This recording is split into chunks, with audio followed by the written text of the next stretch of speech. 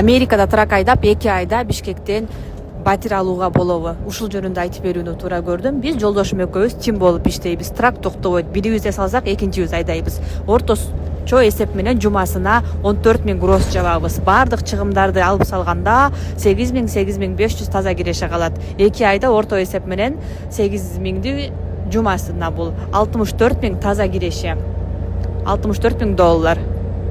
Учурда бир бөлмөлүү батирлер Бишкекте 60 000 доллардын тегерегинде табууга болот. Айына тамак ашка, майда чыгымдарга 3 000 4 000 доллар кетсе, батирге жетчү акчаны реалдуу топтосо болот. А кимдир бирөө Америкада андай акча табылбайт десе, эсептегенди билбейт, же болбосо сизди карызга акча сурайт деп карызга сурабаңыздарчы, сураныч чындыгын айтпайт. Ошондуктан же болбосо аракет кылгысы келбейт. Сиздин оюңуз кандай? Чын эле Америкада иштеп 2 айдын ичинде тракта Бишкектен батир алууга болобу? Ассаламу алейкум достор. Мика чалып калды. Мика 312. Алмаз байке, силер жака жүктү чыштадым эле, силерге кезиге кетейин депчи. Чоң рахмат деп атам да. Атайын ушул жака келип, кезигип кетем дегениң үчүн чоң рахмат деп атам. Мика жакшы жигит. Анан көчө күнү кечинде чалышканбыз да, анан айтып атпаймынбы? Эртең жумушка келсең, шаурма ала келейин деп атпаймынбы? Азыр маяктан гейтти ачабыз, тиякта келет, көрдүңүздөрбү? Мика азыр мияка келип паркингке коет. Кезип кобурашып алып анан жолго чыгат. Мына Мика кирип келди. Рифер айдап аткан турбайбы? Рифер айдап атыптыр.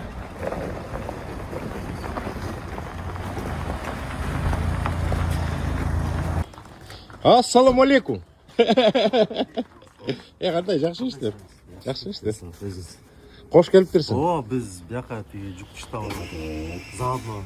Көчөгө сүйлөшпөдүк беле? Мен деген эркекче сөз бердим. Не деп сөз бердим беле? Шаурма. Бар шаурма. Тамак жебей келдим да.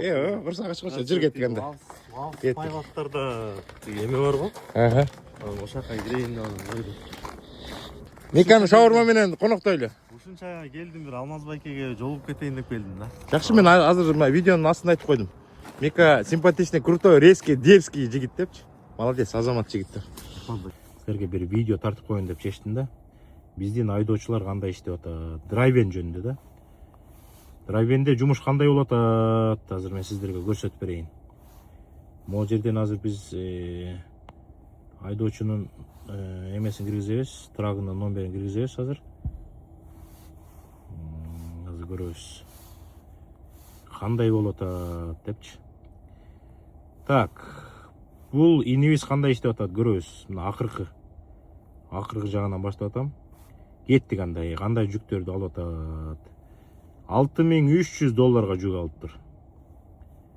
Ар бир айдоочунун бир 4-төн 5тен жүгүн көрсөтүп коеюн, достор. Биздин диспетчерлердин жакшы жагы, көрдүңөрбү, отслежка кылып турат да. Жүктү алгандан кийин 950 майл калды, 855, 660, 640 деп отслежка кылат. 286 калды деп, 188 калды дегенде сразу жүк даярдай баштайт, кийинки жүктүчү. Азыр бир жүгүн көрдүк. Экинчи жүгүн канча калыптыр азыр көрсөтөбүз. Экинчи жүгүн өзүңүздөр көрүп атасыздар, 6500 доллар калыптыр. Ошо 6500 долларлык жүктү каяктан алыптыр? Техастан Флорида калыптыр да. Так, кеттик дальше. 2 жүгүн көрдүк. Үчүнчү жүктү мына ушул трак менен иштейт. Биздин мекендеш. Атын айтпай эле коеюн. Үчүнчү жүктү канча калыптыр? 4100 калыптыр. Бул деген соло, жаңгыз өзү жүрөт. Азыр мен сиздерге тимдерди да көрсөтөм. Бул дагы бир жүктү 4200 калыптыр, Бул айдоочудан чыгалы. Например, азыр дагы бир айдоочуну көрсөтүп берейин. Бул кандай иштеп атыптыр деп. Буякта дагы бир айдоочубуз бар экен. Жаңы эле жүк алыптыр, көрдүңүздөрбү? Жаңы эле жүк алыптыр. Канча калыптыр жүктү? 4000 долларга жүк алыптыр. 4000 долларга жүк алыптыр. Биринчи жүк деп коелу. Дагы дальше кеттик. Ушундай телеграм канал болот. Ар бир айдоочунуку, анан Кыргызстандан инвесторлор кошулса, ушинтип Кыргызстандан көрүп турат өзлөрүнүн айдоочуларын. Азыр экинчи жүгүн көрөлү. экинчи жүктү алыптыр. Канча калыптыр? Жаңгыз өзү айдаган соло айдоочу да, тим эмес да, 2 киши айдабайт. Жаңгыз мына $8.000 жүк алыптыр. $8.000 жүктү каяктан каяка алыптыр көрөлүчү. Ютадан Норс Каролайна калыптыр. Дальше кеттик, дагы бир 2 жүгүн көрүп коелу. Так. Дагы бир жүгүн көрүп коелу. $4.900 калыптыр. Көрүп атасыздарбы? Жүктүн баасы. Дагы бир жүгүн көрөлү да, анан башка айдоочуга өтөлү. Так. Дагы бир жүгүн 2.400 калып калыптыр. Дагы бир жүгүн көрсөтүп коеюнчу. Может жакшыраак жүк алган. Так, бисмиллах деп туруп, $6.000 жүк алыптыр. Көрдүңүздөр, азыр бул айдоочудан чыгалы. Азыр тимди көрсөтөйүнбү? Тимдер кандай иштеп атат?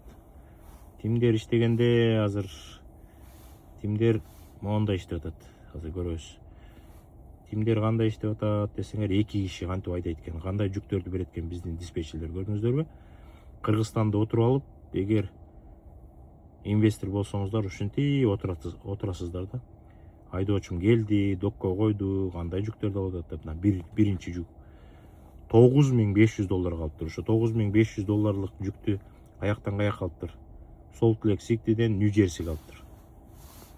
Башка компаниялар салыштыра бергиле өзүңөрдүн жүгүңөрдү биздин жүктөр менен.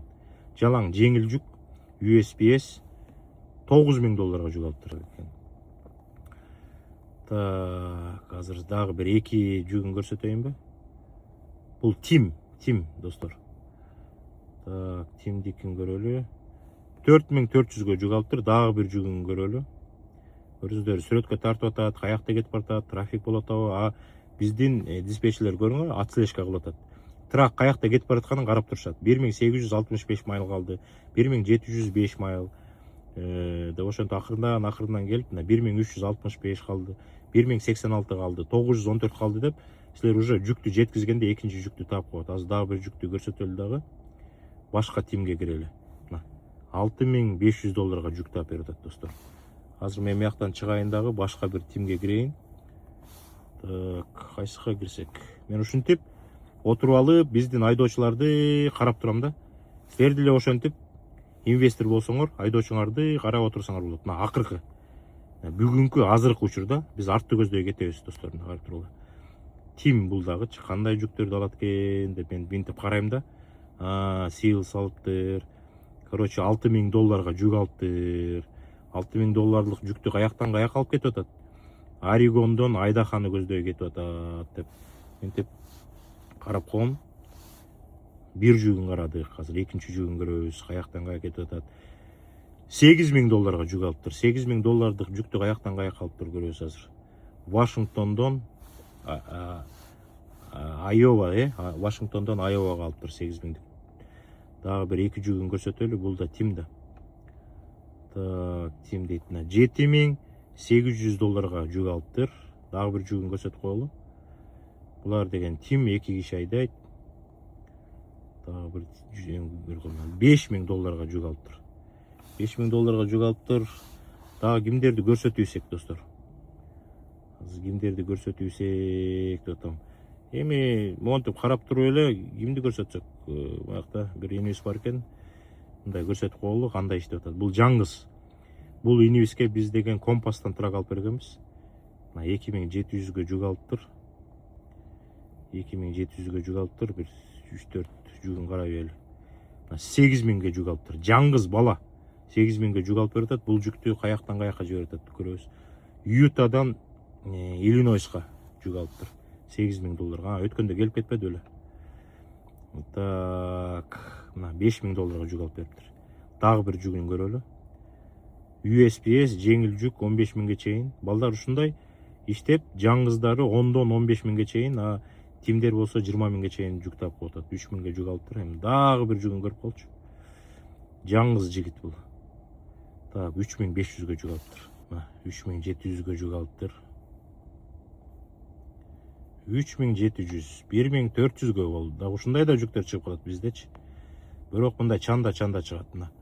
9.500 алыптыр. Бул биздин айдоочу жаңгыз соло айдоочу. Ушу 9.500 жүктү каяктан алыптыр?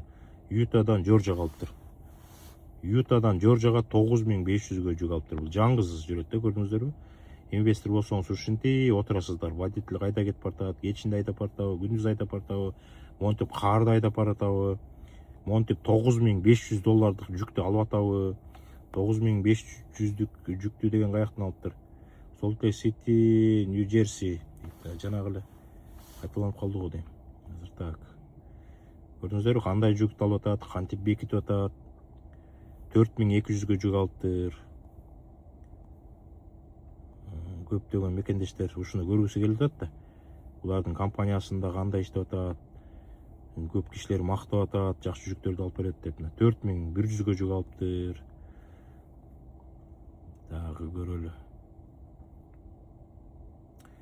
7000ге груз алыптыр. Каяка жетти, кандай жүк алды деп. Акыркы жүгүн көрөлүчү, канча калыптыр? Эң акыркы жүгүн 3300гө алыптыр. 3300гө каяктан алды деп интип ачасыңар дагы. Колорадодан Айдаханы көздөй алган турбайбы деп көрүп коесуңар да. Кийинки эфирден жолуккуча сак саламатта калыңыздар. Драйвенде бизде жакшы жумуш болуп атат. Азыр Amazon жакшы болуп атат, бирок Amazon январда токтойт. Январь, февраль мертвый сезон деп коет. USPS болсо почта токтобойт да. Biz ошо басым жасап атабыз USPS'ке.